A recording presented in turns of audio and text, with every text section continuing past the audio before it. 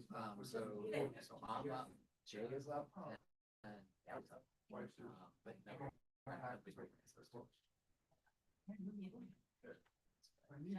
It's all right. Happy to run. I'm not happy. Bushings normally were out of the pond. The bushings that are in the bottom of the vehicle. So they, right? I think so. I think my son.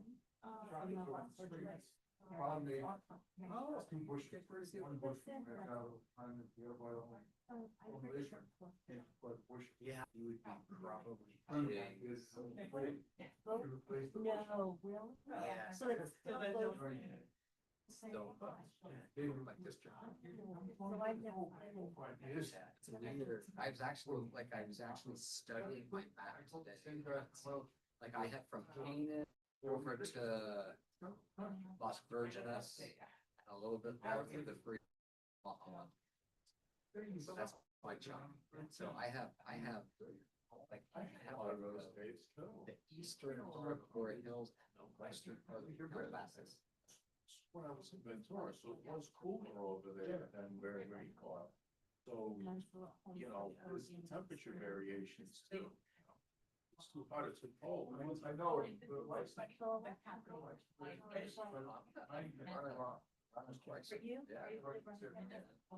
All of us like that we're waiting to see whether we do progress. We're not.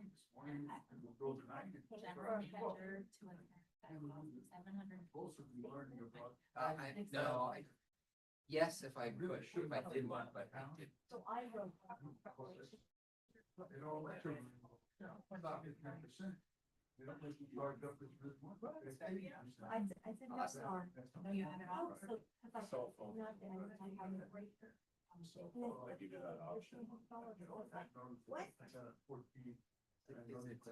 I had so many burgeoning batteries that kept coming down. I was like, never mind, I don't know. Seeds. No, I thought about it, but you know what? First thing running. Well, I did it on. Vertebra before. Yeah, sure. Right. So, but, Yeah, so I unplug it. You don't know why. And I keep it next to me. yeah, I thought it works. Yeah. She worked, she just retired from Cedar Point Park. She was a program manager in,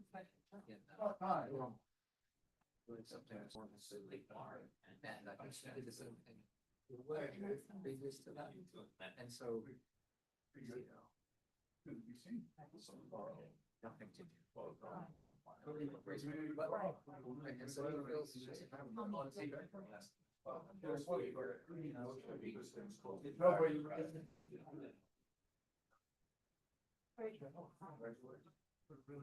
Signs. And likely more excited. Someday we're getting it up from here.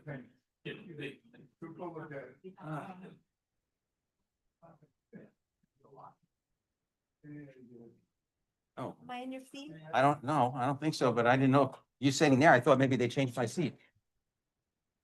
Confused me. How are you doing? Good. Guess what I got? One of those little fans that you had. Oh. Cause it was so nice the last time you had it running on me. Bring it, but I have one. I didn't bring it either. I left that. I brought it on Amazon. Gary. Gary?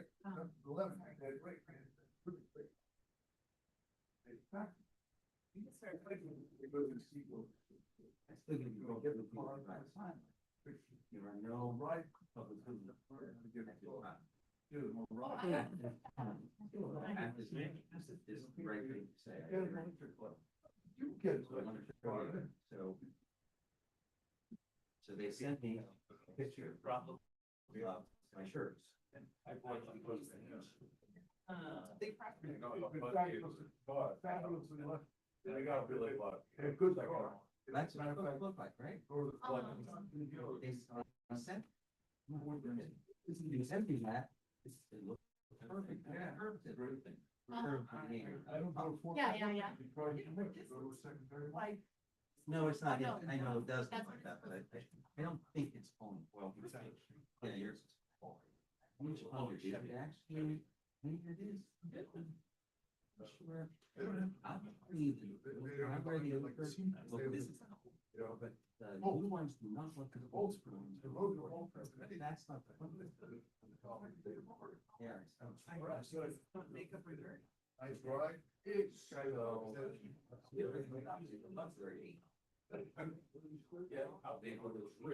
So Dave, how many thousands am I gonna owe the, Triumpho. You got a break. God. what happened? Really? We changed meters. I changed my meter? Yes, because the goats. Oh my no, my meter stopped working. Oh, but I'm paying for the goats. Yes, I figured, so anyway. It's a disaster. 6 in the morning, they come up, can we turn it off? Director So they Nye. hooked up to my hose up into the hill. It's like been running for days. Like, I don't know, they said they have a float. They said they have a float, so when it reaches a certain amount. Hi, Carl. Could you hear me out there? I can. He's come down like 6. Good. We can okay. hear Director Nye's mic, Steve. Okay. There we go. There we go. She just turned it off. Perfect. Anybody else out there? Let's see. We don't have the BBK people in yet, right? I don't see them online.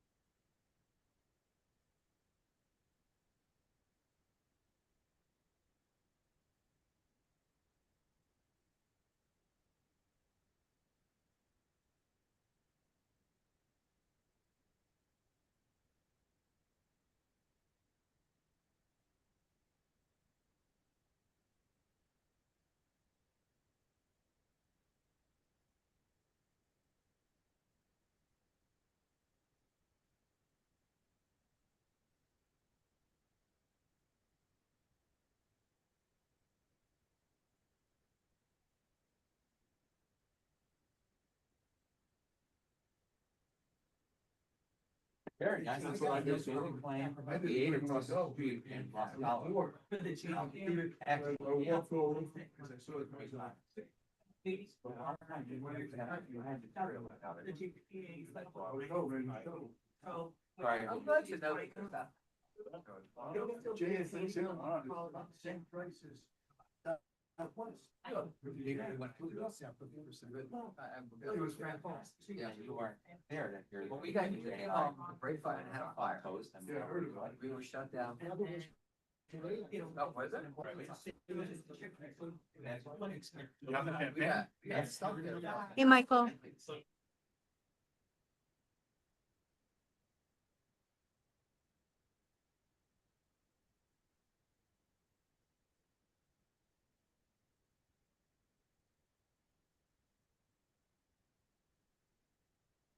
Next year.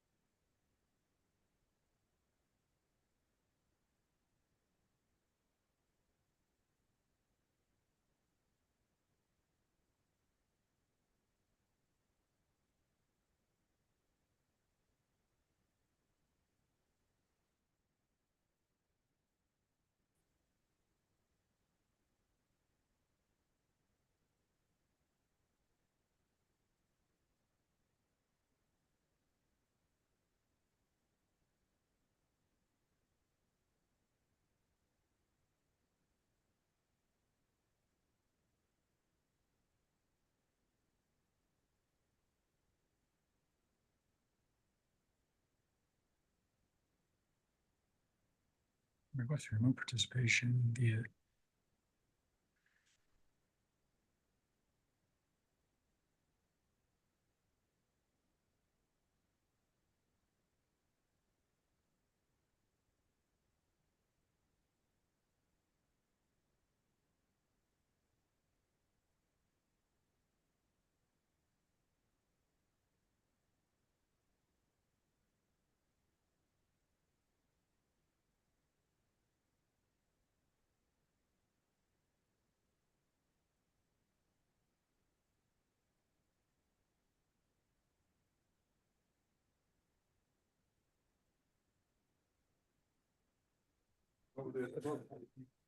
Hello, folks. It's 5 o'clock. Why don't we take our seats? Let's see. Yes. Back there. Can you guys hear me okay? Yeah. All right, guys, let's get started. Dave Riedman, would you lead us in the Pledge of Allegiance, please?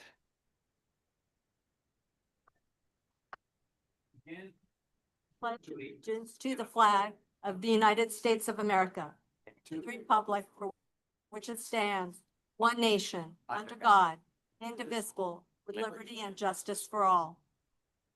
Thank you, Dave. You got every word correct. All right, moving on. Let's see. We have a just cause provision today. Director Jarecki, can you hear from your teleconference location? I can, Chair. Okay, great. Can you provide us the reason for the just cause remote participation? I'm requesting remote participation under the just cause provision of illness. Oh, very good. Thank you. Thank you, Carl. Let's see. Can we get a motion and a second from the board to accept and approve the just cause remote attendance of? Fantastic. Jessica, could you take a roll call vote, please? Yes. Director Shapiro, Yes. Director Wall, Yes. Director Rashba, Director Nye, Yes. Director Lewitt, Director Pullen, Yes. Director Burns, Yes. Director Levine, Yes. Chardesky. Yes. Motion passes 8-0. Thank you, Carl. And I just want to make a note that Director Jarecki is participating via teleconference, and so all votes tonight will be done by roll call. All right. Well, I guess we should do the roll call. Full roll call. Is that Jessica? Director Shapiro, Present. Director Wall, Here. Director Rashba, Director Nye, Here? Director Jarecki, Here. Director Lewitt, Director Pullen, Here. Director Burns, Here. Director Levine, Here. Chair Chordesky. Here. We have a quorum. Thank you so much, Jessica. All right, item number 2, approval of the agenda. Dave, do we have any changes to the agenda? No proposed changes, thank you. Thank you, Dave. Can we get a motion and a second from the board to approve the agenda? I'll make the motion. I'll second. Fantastic. Jessica, could you take the roll call vote? Director Shapiro, Yes. Director Wall, Yes. Director Rashba, Director Nye, Yes. Director Jarecki, Yes. Director Poland, Yes. Director Burns, Yes. Director Levine, Yes. Chair Chordesky. Yes. Motion passes 9-0. Thank you so much. And moving on to item number 3, public comments. Members of the public may now address the Board of Directors on matters not appearing on the agenda, but within the jurisdiction of the board. No action shall be taken on any matter not appearing on the agenda. Jessica, are there any public comment cards submitted? There are no public comments at this time. Thank you so much. Moving on to item number 4, the consent calendar. This is on page 4, if you're looking in the agenda. Does anybody on the board wish to pull an item from the consent calendar? Hearing and seeing none, could I get a motion and a second to approve the consent calendar from the Board of Directors, please? I'll move to approve the consent calendar. Very good. We have a motion and a second. Jessica, could you take the roll call vote, please? Director Shapiro, Yes. Director Wall, Yes. Director Rashba, Director Nye, Yes. Director Jarecki, Yes. Director Poland, Yes. Director Burns, Yes. Director Levine, Yes. Chair Kordesky. Yes. Motion passes 9-0. Thank you so much. Moving on to item number 5, illustrative and regulatory updates. I guess we're going to start with this. What are we going to start with today? Is state or federal updates? Page 12, if you're following along in the agenda. It looks like Cyrus. We're going to start with Cyrus today. I'm always Or ready when you Christopher. are. Page 12 is the BBK report. Then let's go with that. All right, Lowry and I can be up on bat if that's okay. Yeah, you can go. You can go right now if you'd like. Great. Thank you, directors. So Lowry and myself will provide the federal update today. And as you all likely know, Congress has entered its August recess. But the House and the Senate took what I would characterize as very different paths on their way out of Washington, D.C. to get there. The House wrapped up its work in late July, and the Senate stuck around for another 2 weeks to work through nominations and a continuing resolution that will need to be conferenced with the House. And both chambers left town with really a major piece of unfinished business that has been limited progress on the 12 annual appropriations bills. The House has made some progress, but really the Senate is kind of in a logjam, stuck on sort of those top line numbers. So no progress right now on the 12 annual appropriations bills. And when lawmakers come back in September, government funding is something that I would expect to be at the top of the agenda. The fiscal year will come to a close September 30th, so that really leaves very little time to complete a regular appropriations process. So Congress will need to turn to their continuing resolutions to avoid a government shutdown. There's 2 out there right now that I mentioned, the House and Senate. They will need to conference those to perhaps get beyond the November elections, but we'll see exactly what tact they take when they come back after the August recess. Beyond funding, lawmakers really have kind of a short window before the November midterm elections to advance other priorities before leaving Washington for those campaigns. One of the things that we wanted to mention is a bipartisan proposal that was just introduced at the end of last week from Senators Alex Padilla and Senator John Cornyn from Texas. This is a new desalination reauthorization act that would extend the Bureau of Reclamation's authority for desal projects, in particular to fund seawater and brackish water desal projects, and also look at research aimed at lowering costs and reducing environmental impacts. So that's certainly of note and wanted to bring that up.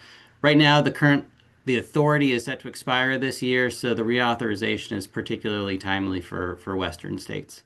So really, when Congress returns, there's going to be a short and very busy September that's going to be focused on keeping the government open, perhaps a handful of other priorities. After the election, I would expect action perhaps on a host of bills, including perhaps a highway bill, the Water Resources Development Act, the NDAA, the National Defense Authorization Act. So really, the timeline is going to be compressed on a lot of these things. So a brief little respite while members and senators are in their districts and in their states attending to district work. But then they'll come back after the recess and come back to a host of priorities that they need to work on. I'll see if Lowry has anything he wants to add to the report. Thanks, Mike. The only thing that I would add is that on the WIPIA front, that we understand that the package has cleared the staff reviews and is with leadership for a approval decision. So that means a week, 2 weeks, a month. That's a good question. We don't know the exact timing, but I would say a matter of weeks, it would be my best guess. But that's usually once it's gone through reviews and the lawyers have signed off and stuff, then it just kind of depends on the leadership's calendar and travel schedule and that sort of thing. So, but I would imagine, a matter of a few weeks, probably not more than a couple months. Appreciate that, Larry. It's been a while, huh? Yes. Any other questions or comments for Mike? I have a And question. yes, sir. Lowry, I see here on page 2 of your report that Senator Ricketts has proposed an amendment which would exempt water districts from CERCLA. How's that looking?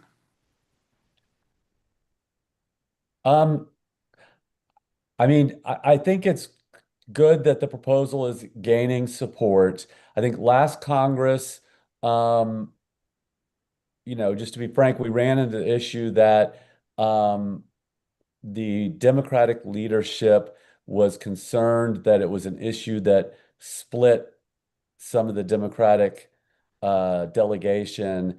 And so they were not interested in moving it to a vote because the Republicans were united on it and the Democrats were split. And, generally they don't want to be in that position. And so I think I think that the tough nut to crack on it is getting Democratic leadership to decide that they want to move forward anyway. I think that's particularly tough in an election year for them to decide to do that. So, realistically, I don't expect any movement before Election Day. And then, I think we'll see where we are after that. Okay, I hope we get something passed to protect us. Thank you. I do too. I'm just trying to give you my best, lay of the land. Yeah, and if I may add, that particular amendment from Senator Ricketts, it did not become part of that NDAA under consideration. But again, it just speaks to the issue. Senators trying to address the issue in multiple legislative formats, right? Typically, an NDAA wouldn't be a place that committees would place an amendment like that. But Senator Ricketts obviously had it as a priority and tried to get it in. Very good. Any other comments or questions? Hearing and seeing none. Thank you, gentlemen. Appreciate it so much. Thanks. Thank you. And now moving on to Cyrus Devers with the state legislative update. Good evening, board members and guests. Yes, I have 4 items I'd like to put before you to supplement my written report. In that report, I mentioned that the legislature came back on August 3rd and had a mountain of bills waiting on appropriations. Well, they proceeded to bring those bills up, and I mentioned in my report that the agenda ran for 28 pages. Well, they actually only disposed of probably less than 30 of those, which numbered probably over 500. And as a result, they sent all the rest to the suspense file, such that we now have a suspense file agenda, which is due for this Thursday in the Senate, which runs 27 pages. So they essentially handled 1 page of bills and sent 27 pages of bills to suspense, which will be heard on a marathon session this Thursday, which is the deadline for a fiscal committee to pass out a bill. The Assembly will also has an equally long agenda, maybe not quite as long as the Senate, because they're doing Senate bills, and there's fewer of them, but they will process theirs on Wednesday. And then from that point on, we kind of know how the rest of the final 2 weeks of session is going to look. So unfortunately, I don't have a lot more to tell you because of that timing. We will know a lot more afterwards. But I can say that really the bills that we're most interested in have already survived. In particular, 1153 on the wildfire liability was not sent to suspense this time and is in fact headed towards the floor. And furthermore, though I have been saying that there are rumors of concerns being raised, it appears that the only actual amendment that is being put forward will be by the State Water Sources Control Board, and it's really quite technical. It conforms the agencies that are affected based on connections. We had 3,000 in there, but a pre-existing number of classifications of water districts is 3,300 connections. So we're going to use that number, and so far that is the only actual amendment that the author is being asked to take. Now, of course, that still leaves room on the floor for some of these rumors that we've been hearing to, boil up. However, I have to say that bodes well for going to the floor, because sure, you could throw your mic up if you're a member and raise concerns, but the counter is going to be, why are you only raising these concerns now? Why did you not work with the author who clearly is out to work with anybody? Why did you not raise those before? So that it could happen, but such actions would not be well taken. So all of that rolls up into, I'm feeling pretty good about 1153. Other bills we're looking at are already 2180 and the Prop 218 reform. It's sitting on the Senate floor. It can go at any time, and we actually expect it to go soon. And that's and there's really only one other bill. It was kind of a lesser bill, 1085, closing the loophole in the Show Me the Water law. That's also doing well, headed to the floor. So yes, the suspense file has taken up all the oxygen out of the room this week, but really the bills we're concerned about have already moved on, and we're in good shape. And there are no bills that we're strongly opposed to, where we're really waiting to see what happens. Okay, moving on. Prop 4, Greenhouse Gas Relief Fund, which isn't called that anymore, but old timers like me are, have that GGRF ingrained in our brain, but they actually changed the name of the fund.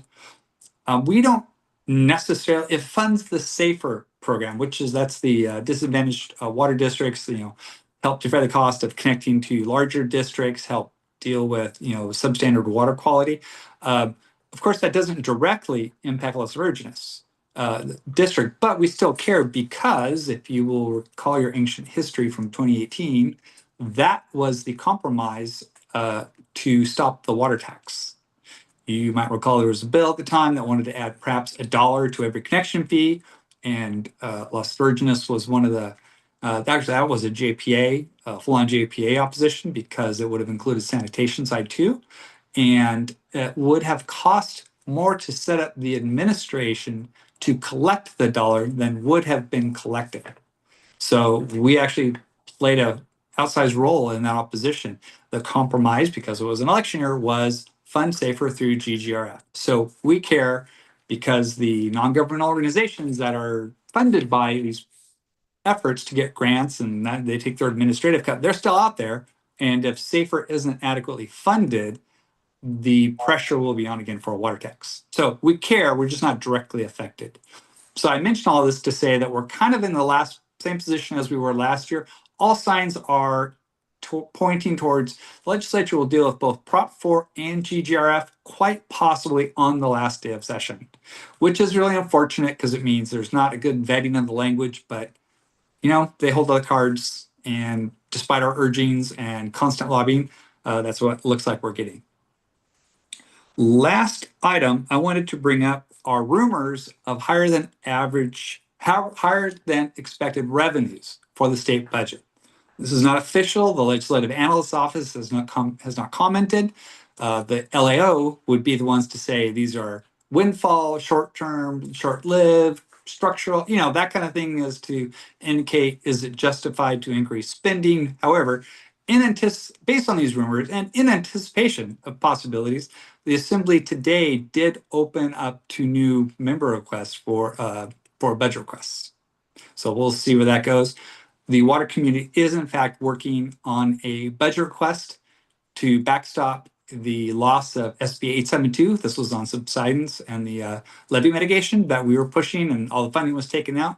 So the industry is behind a push to get additional subsidence funding into a budget request, as well as Prop 4, which we've been working on all year. All right, that covers all the items I wanted to cover. I have a quick question. I mean, if the subsidence item was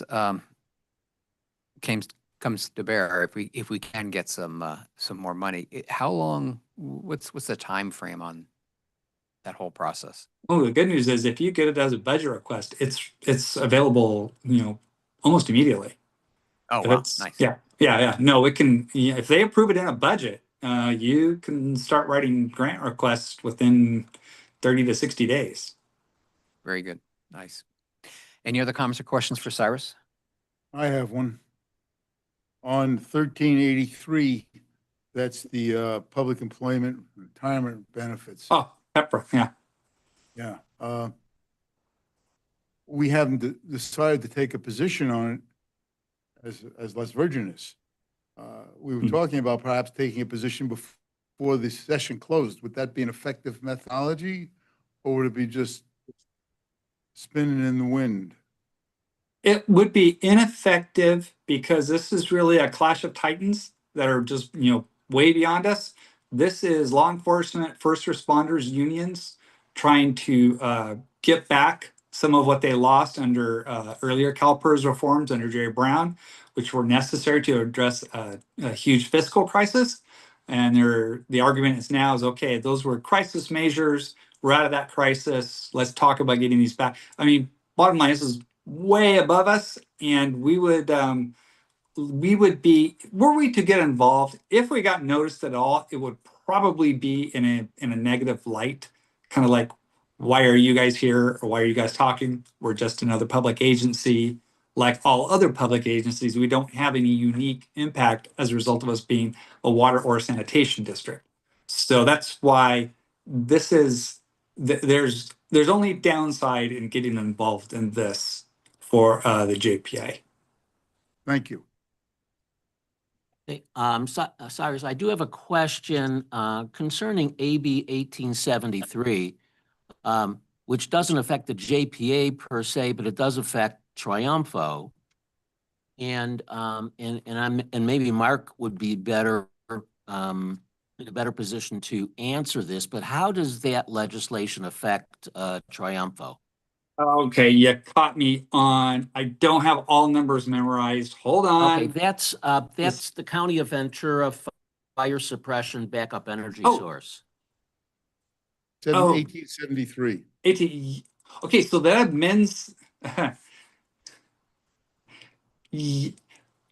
There was a reason we did not oppose the bill that this amends the law from last year.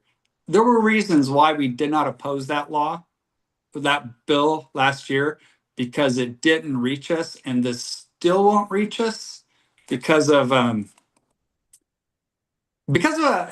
handful of things that are curious about the bill that I don't necessarily want to say in a public forum, because I don't necessarily want to draw a lot of attention to them, because I mean it's actually kind of humorous, but and I don't know, who's watching. But let's just say I have an analysis that suggests we're neither the Triunfo nor Las Virgenes is going to experience impacts should this go forward. Do I need to say more right now? No. Okay. We can take it offline. I'm always available by phone. Yes, thank you, Cyrus. Just as long We'll as do it's a that. minority of you at any one time on any one subject. Right. Thank you, Cyrus. My pleasure. Any other comments or questions? Thank you, Cyrus. I appreciate your time. Always a pleasure. I look forward to the next time. All right, moving on to item 5B, the Pure Water Project, Las Virgenes Triunfo, page 67 in your packets. Oliver Schlosser, the man of the hour. Good evening, directors. Good to be with you tonight.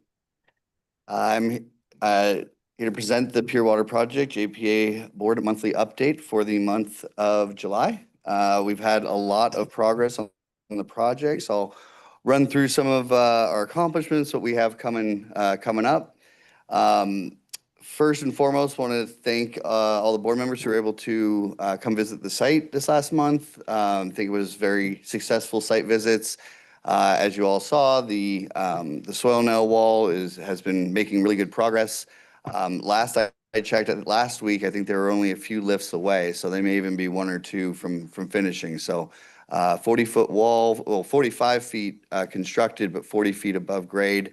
As it goes a couple feet under grade. They've been doing a fantastic job. Staff also went out there to take a look at the finishing for the wall. We had some comments, and so we're setting up some time this week to follow up and allow Walsh and their teams to make some adjustments. So that'll be the final facade that gets put on the wall. It looks like fractured bedrock if you've seen behind the Cambria Hotel, or there's also some examples along Agoura Road between the AWPF site and Canaan. So that's what we're working on, is just that final look and making sure that it's as natural and Really, it's kind of an artistic endeavor doing those fractured rock walls. So we'll continue to follow up with that and make sure that everything is to our specifications.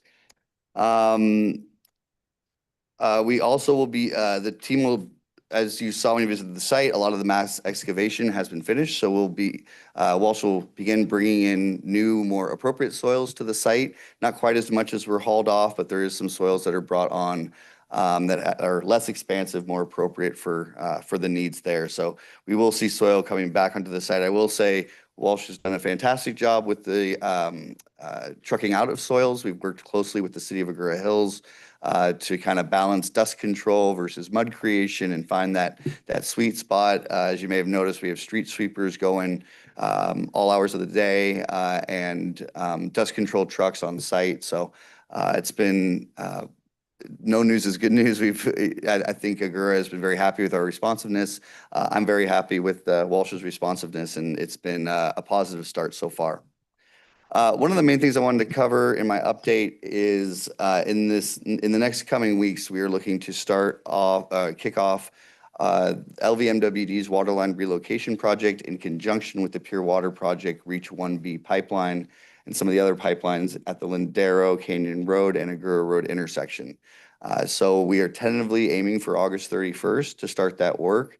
As a reminder, when we decided to move forward with the waterline relocation, which was an urgent project, we also brought in a portion of the future ancillary pipeline work that is in the exact same area. So to respect Westlake Village's Dig Once policy and to try and mitigate impacts to the community. So we will be installing another portion of the RC pipeline directly with Toro, as well as a part of the raw water, recycled water line that brings water to the plant along with that water line relocation. So that's looking to get started end of this month. We've been working very closely with Westlake Village, lots of visits with their staff to their city council, and we're finalizing traffic control now. So Westlake has been an incredible partner, really good collaboration. It's a very impactful project, but I think we've really found some good solutions to mitigate impacts to the community. And then later this week on August 13th at 6 p.m., we'll be having an info session at First Neighborhood in Westlake Village to communicate some of that information to residents. And I believe some businesses will be taking part as well. So we're gearing up for that. Big nod to Adrian, Misha, Ricky, the public outreach team. They've been doing a lot of hard work getting ready for that. So just looking through some of my other notes, we are also working on a phase 3 contract for Jacobs for our owner's advisor work. So this will cover basically from, they're about at the end of their phase 2 scope right now. So this will cover their support through construction and commissioning of the project. Jacobs has been great at managing their budget and balancing ever-changing needs. And so we will look at the scope that they've scoped out for this next phase, and I expect to probably bring a item to the board in around October. Ancillary pipelines, we're still on track to discuss guaranteed maximum price for the final pipelines in October-November timeframe. So similarly, we'll bring a guaranteed maximum price for those last remaining pipelines near the end of the year once that's been negotiated with Walsh. So as a reminder, the pipelines that are not under contract for construction yet are the raw water line, the purified line that goes to the reservoir, the residuals line that connects a facility to our existing sewer system, and then a portion of the portions of the ROC pipeline that weren't included in the last GMP because they are in they share an alignment. So that will be that's the last big part of the Walsh contract will be those ancillary pipelines. We are also drafting a new application 16 Bureau of Reclamation grant. There's an item on that on the agenda tonight for resolution, so I won't step on my own toes on that one. We'll cover that in a bit, but we are moving forward with that next grant opportunity, as well as continuing to work with the Bureau of Reclamation on the $14 million that was awarded in order to navigate the new BABA Buy America, Build America guidance that came down from the administration after we were awarded that. So that is still in process. Other than that, I included some updated photos of the site, but even they're moving so fast that the photos I included in my update are already a bit obsolete. I think I see about five or six lifts in this one. We're at about we're closer to 7 or 8. So again, making really good progress. And then looking ahead to next month, I mentioned the guaranteed maximum price negotiations. We're processing change orders that have already been brought to the board, as well as allowance requests. Now that we're in pipeline construction, we are starting to have requests for allowance draws connected to hard rock excavation and other items that are risk items in the risk register. So we are having those conversations with the support of our construction manager on the Walsh side, Charles, and navigating exactly what constitutes an allowance draw versus what should be a contingency for Walsh. With that, I will pause, see if there's any questions, and thank you for letting me give the update. I do have a couple questions. You talked briefly, you talked about the Lindero and Agora Road intersection. And so is the concept that we have two sets of pipe that need to go in the ground or done, so work on them both at the same time so that we save money, save time? Yeah, and it's really 3. So it's there's a potable line that we're relocating because of historical damage. So that's the main LV project. And then in that same intersection, we have a portion of the reverse osmosis concentrate pipeline that was going to be done with the ancillary pipelines next year, as well as a short section of recycled water pipeline, purple pipe, that will eventually connect to the pipe bridge and then on to the advanced water purification facility. So we're doing recycled water, brine line, and potable water. Wow. And how long do you think that whole intersection is going to be impacted? We're looking the intersection and Agura Road. We're looking at about 5 months in total. A lot of that is along Agura Road. We've worked closely with the city of Westlake Village to identify areas where we can do night work. So specifically when we're in front of the gas station, there's also a left-hand turn lane on North Lindero Canyon Road getting onto Agura Road. So some of those are areas where we'll do night work because it does have significant impacts on businesses like the gas station that's on that corner. So those would be areas where we'd work from 7 p.m. to 7 a.m., then open everything back up for daily business, and then come back in at night. One of the things that we accomplished this month in coordination with Westlake Village was we had been looking at doing a double lane closure along Agura Road for a period of, I believe, 6 to 8 weeks. We've now been able to work with Agura. There's a lot of different factors, tree impacts, other utilities, but we've been able to work with them to contain our construction into a single lane and to keep one lane open throughout construction, day and night. The only caveat to that is when we're directly in front of the gas station, we will close both lanes overnight, but then open up another lane during the day. And we've been in direct contact with the gas station, Westlake Village Inn, and other businesses along that corridor as this is developed. Fantastic. And Carl, I see you. I just had one more question. Any further news on Amgen or Takeda or any of those? I know those conversations are still happening. We are moving forward, and I may pass it to Dave. We are moving forward with the allowance draw request to upsize the pipeline. Doing that a bit of it at our own risk, but we do see that it's a good investment to make, and those opportunities are there. There's no finalized deals that I know of, but I'll pass it to Dave so I don't say anything out of turn, I guess. Yes. So we are continuing those discussions with Cayugas Municipal Water District along with Amgen. Cayugas has hired a company called One Water Econ to do economic assessment. We've had a lot of input on the scope of work of that assessment. And we're actually meeting next Monday afternoon with Cayugas and the City of Dallas to talk about some of the broader benefits.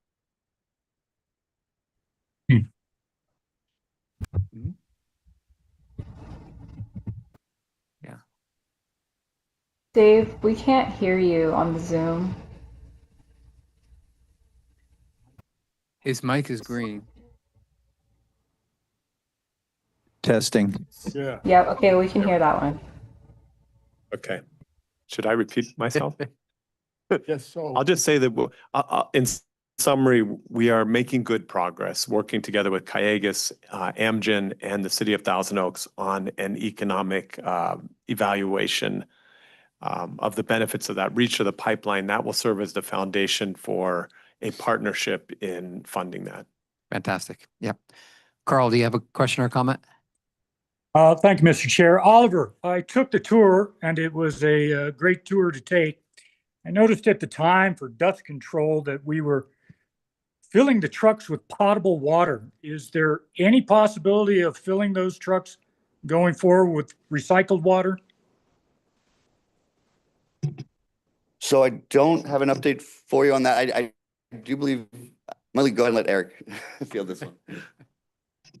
Yeah, so good question. That was a topic that we discussed about quite is if you were on site, there's not a water storage tank that Walsh had provided. And so we actually have a pretty small recycled water line currently out on the road.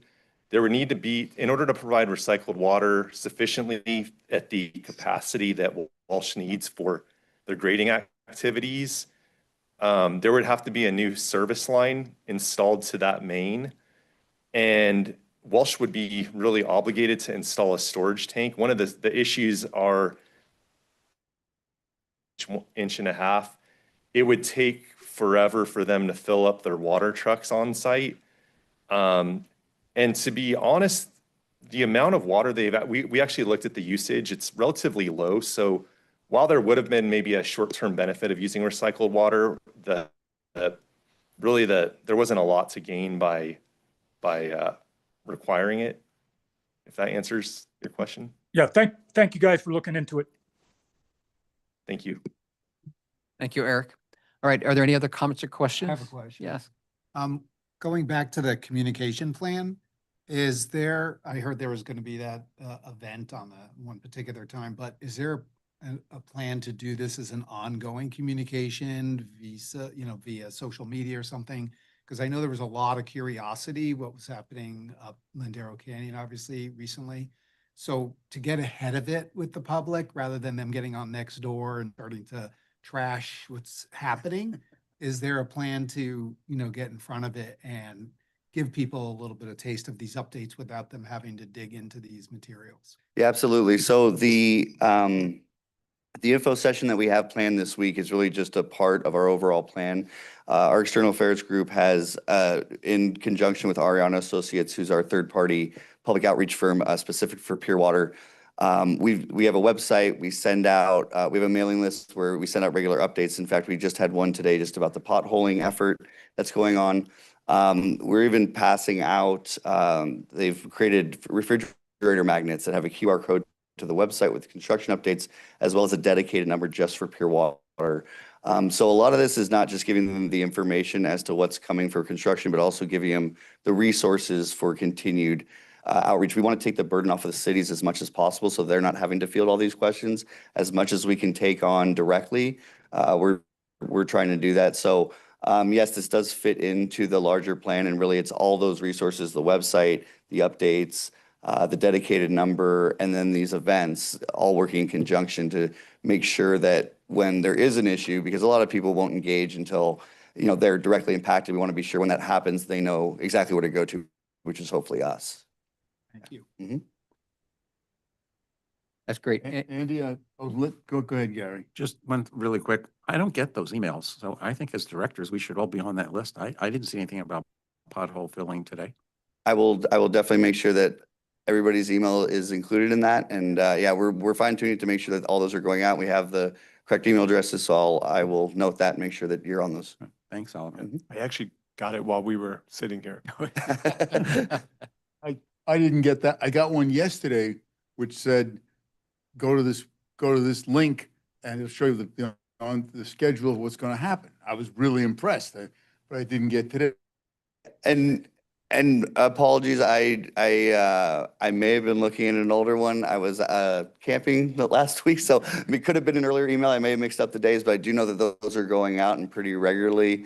I know we sent one out for the potholing. We sent another one out for the event at First Neighborhood. And when I say we, I mean our external affairs group, which I'm conveniently taking credit for. But yeah, it's gonna be a pretty regular update. And we actually had a chance to speak to staff at Westlake Village today, who are also on that mailing list. They're very happy with how we're structuring those and how they're going out. So we will continue to fine tune it, and we definitely want any feedback that we can so we can make sure to improve as we go along. My next question is a more serious item. How are we doing against the budget, and what does it look like? So we are on budget now. I mean, really the main item is going to be GMP3. That's the ancillary pipelines. So it's going to be tens of millions of dollar GMP. We have a target for it in order to meet our overall $466 million budget. I will say that there are things in our control and things out of our control. And one of the things out of our control is just how much pipe costs and the commodity prices at the time that GMP is accepted. So speed has always been our best friend. The faster we can get a locked in price, the better it is for everybody. But just as a example, when we did the upsize from 12-inch to 14-inch on the ROC pipeline, that we were given a allowance draw request that reflected today's current prices. So we had a locked-in price from December of last year when we accepted that GMP, and now a new price just for that section to go from 12 to 14. In that time, we saw a roughly 40% increase in the cost of pipeline. So the Strait of Hormuz, just everything that's going on within the market does have an effect on prices. It is not just limited to any certain material. Plastics obviously are impacted, but when any material is impacted, it puts pressure on other materials. So our best bet is to expeditiously negotiate GMP3 and lock in a price as quickly as possible. But I do want to be as transparent as possible that we are seeing changes in the market. So our opportunity as staff is to work closely with Walsh for the things that are in our control, like what risks we're taking on, which contractors are being selected, that sort of thing, in order to find any opportunities that we can to bring the price down. Things like hanging the pipe off of the bridge at Lindero, on Lindero Canyon Bridge. That's an opportunity where we save several $1 million by not micro-tunneling under.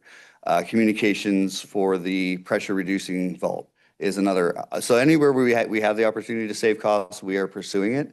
And then there's another factor of just where the market is at and trying to get to a finalized price as soon as possible.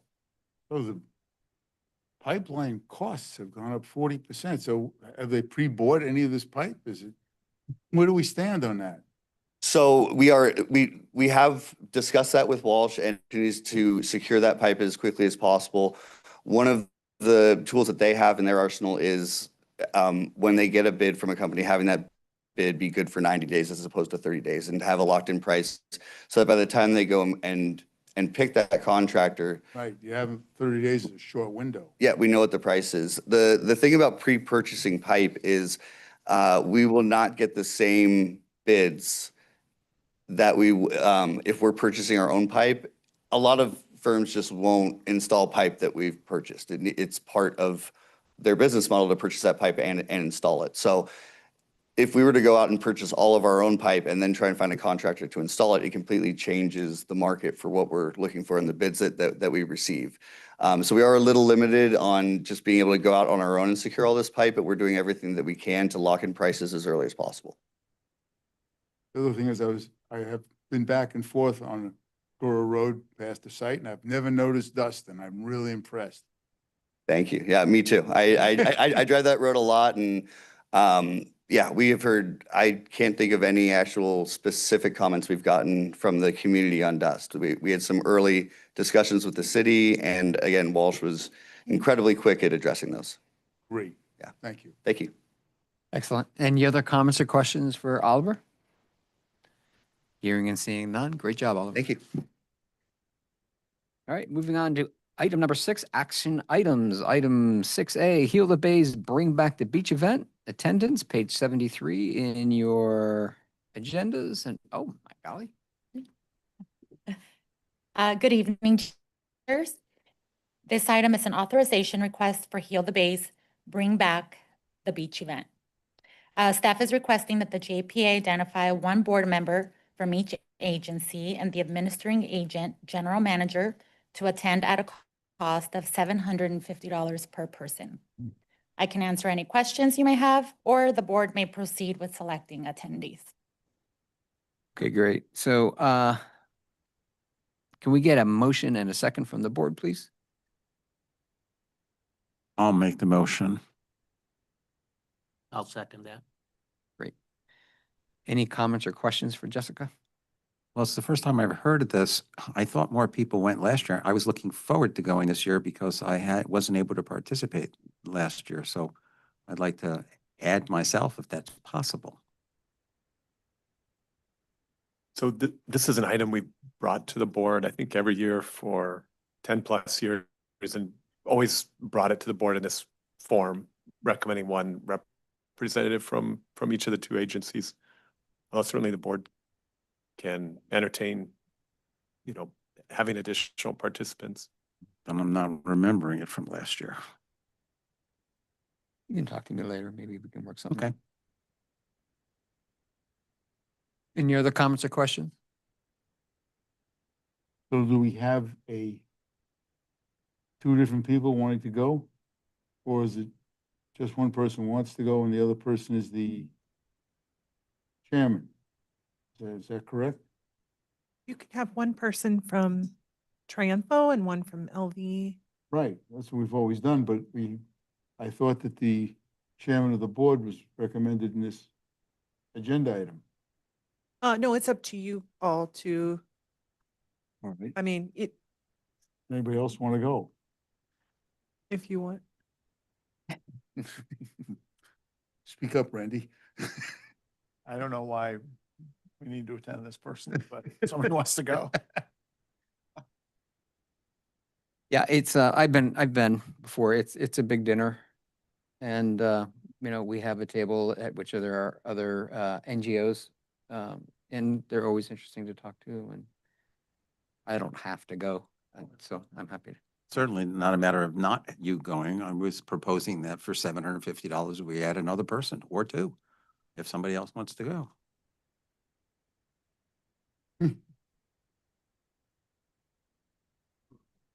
Oh. If we had 4?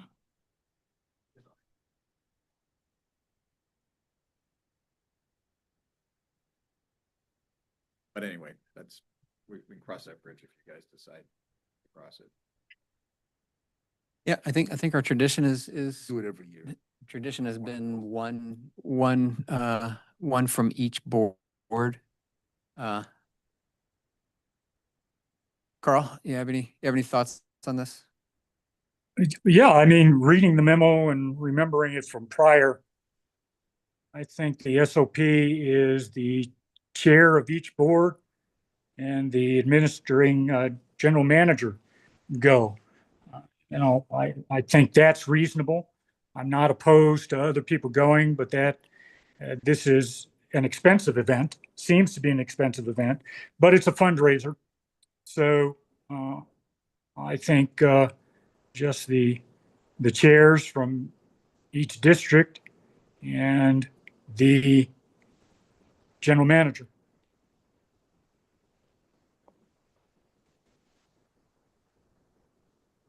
Well, I I would just say this. I know that in the past, from the Triumpho side, it isn't always the general, the board chair that goes. We have a discussion amongst ourselves to determine, who it is that would like to go, and we just make a decision, which board member is going to go.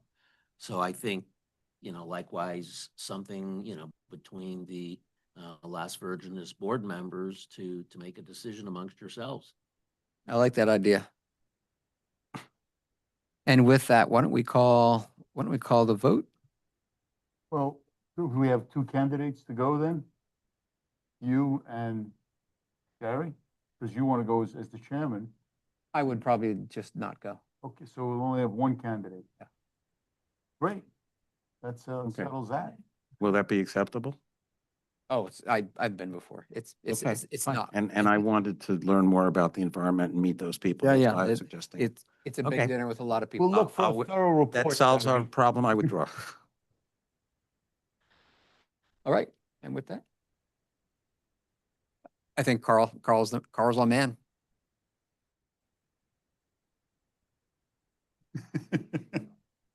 That's an assent. Okay. Okay, Director Shapiro, Yes. Director Wall, Director Rashba, Yes. Director Nye, Yes. Director Jarecki, Yes.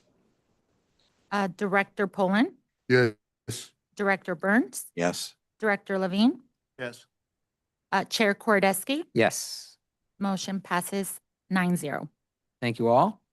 And moving on to item 6A, Pure Water Project Las Virgenes Triunfo Grant Application for the U.S. Bureau of Reclamation Water Smart Title. That's 6B. Thank you, Len. WIN Act funding, page 79 of your playbook. Oliver Schlosser is back with us. Hello again. Thank you. I will be presenting the Pure Water Project Las Virgenes Triunfo grant application for U.S. Bureau of Reclamation Water Smart Title 16 WIN Act funding.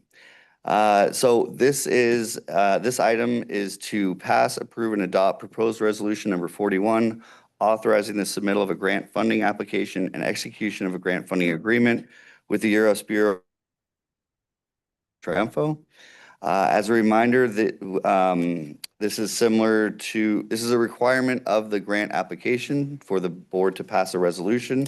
The board passed two previous resolutions, one on March 7th of 2022, resolution number 17, and on July 1st of 2024 to support those previous applications. As background, we have applied several times to this grant funding opportunity, going all the way back to when we did our Title 16 feasibility study. We received monetary support from the Bureau for that effort. During the planning phase, we were successful in securing roughly $10.2 million for planning activities, which has actually been, I think, spent. So it was very helpful in our planning. We also received notice of award for $14 million for construction. That is the award that we are still navigating with the Bureau of Reclamation now due to changes in their cognizant agency determination for Buy America, Build America. So we're continuing to work through those issues and are hopeful that we can find a resolution, but we've been awarded that money. It's just a matter of getting the agreement. And so this is to apply for additional funds above and beyond those previous three awards. For a project of our size, be capped at a total of $40 million from this program. So we have a little over $15 million still available to us. I will say that the overall allocation to this program has gone down in recent years. So in total, they have about $40 million to give out this round. We are still hopeful that we can get a good chunk of that, especially given some of the requirements for the grant application. There's some new criteria that they introduced this round.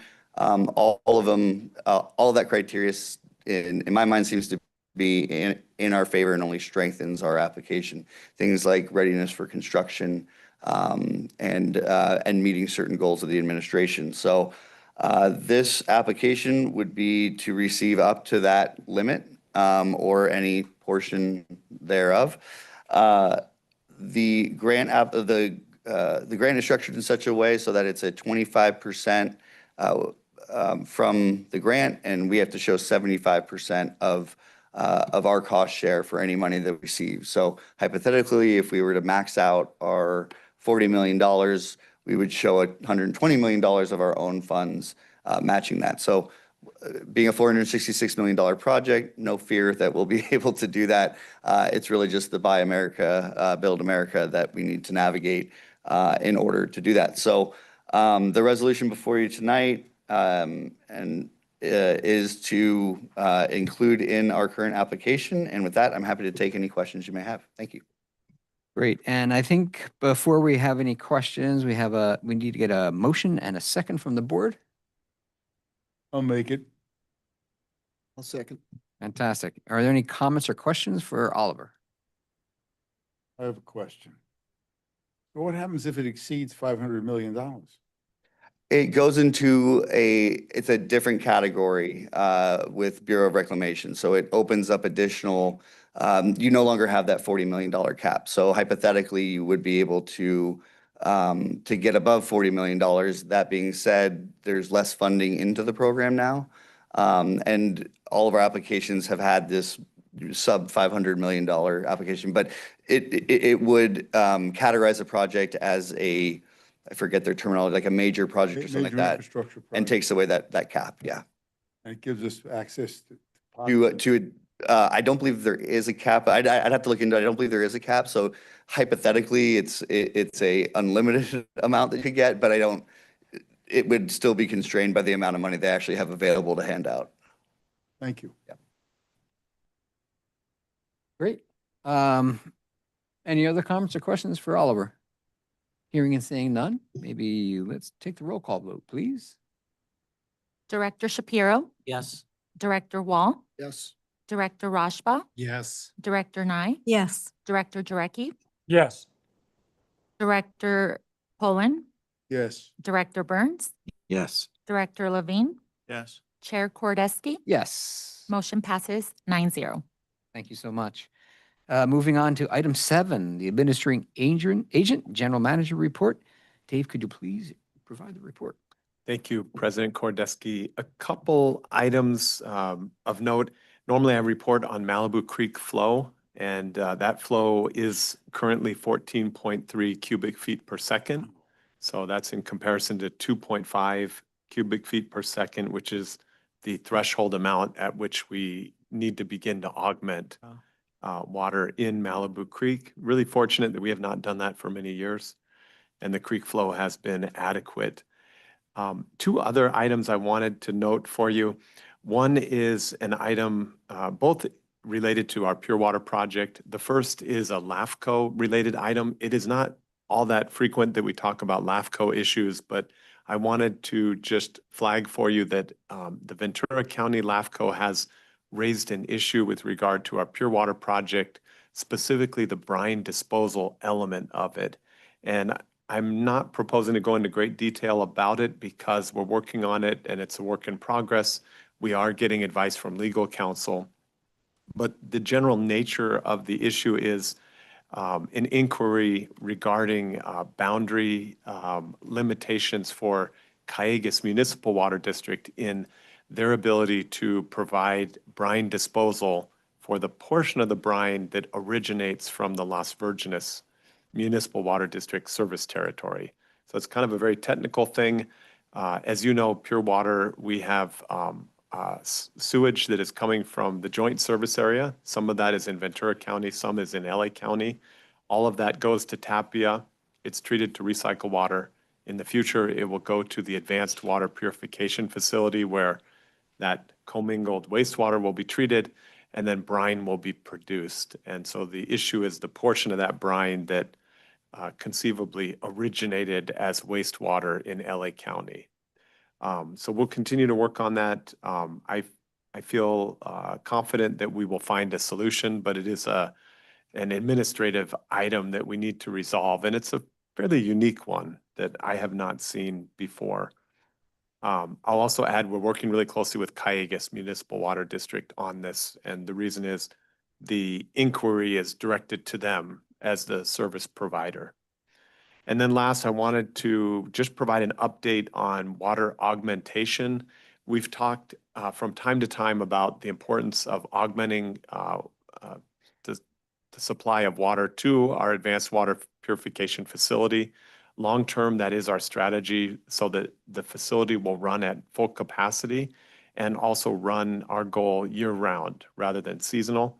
That means we need to bring more water into our sewer system, get it to Tapia so that it's available to purify. We have a project, really a landmark project with the city of Agoura Hills, where they are constructing 10 low-flow diversions that will divert low-flow urban runoff or dry weather urban runoff that normally would contribute to pollution of our receiving waters. Actually, Jessica Forte, who was the Public Works Director at the time, we worked with her. She's now part of our team, has been instrumental in bringing this project forward. The city of Agoura Hills has issued a construction contract to build the project, and we are working on a letter agreement that will come before the Las Virgenes Board and subsequently to your board to approve this, where that water can be accepted into the sewer system and ultimately be a source of additional water supply to the tune of about 1 million gallons per day. So pretty significant, and I think a really positive step forward in augmenting supply. And that concludes my report. Thank you, Dave. Are there any comments or questions for Dave? Yeah, I do have a question, Dave. With respect to Malibu Creek, in the past, as I recall, the summertime flows have been much lower than what they seem to be this year. Do you know why or what that's attributable to?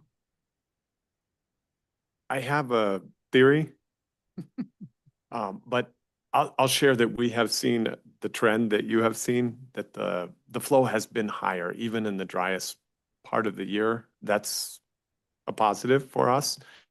I think it has largely calibration of the stream gauge, and the stream gauge, I would say, has been calibrated such that it is more accurate in measuring the lower end of the flow spectrum. And so we're seeing higher flows. These stream gauges are not precise, and they aren't as good at measuring the low end of the flow spectrum. They're better at measuring large flows. So what we're trying to do with it is not really what it's intended for. But my theory is that it's more accurate in that it's been calibrated, and so we're seeing better readings. That's interesting. Did you want to follow up? No, I mean that, getting better information certainly makes a difference. Yeah, So- it basically what it does, it measures the height of water, and then there's a known geometry, right, of the creek. And so it's a combination of the height and the known geometry of the creek bed. But as you know, the geometry of the creek bed changes. Interestingly, since we're really not under any required water reductions, essentially, maybe people are also sprinkling more, and there's more going into the gutter, and then more into the creek, because there's a lot of flow from people's lawns.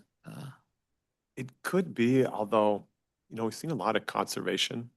And so we've seen water demands, down quite a bit compared to historical. So it's a complex issue to really kind of predict how much water will show up at the stream gauge there. Interesting. A lot of it is subterranean water that has sort of flowed underground and then makes, surfaces there. Interesting. All right, great. All right, moving on. Item number 8, future agenda items. Does anybody on the board wish to request a future agenda item? Hearing and seeing none. Moving on to item number 9, page 85.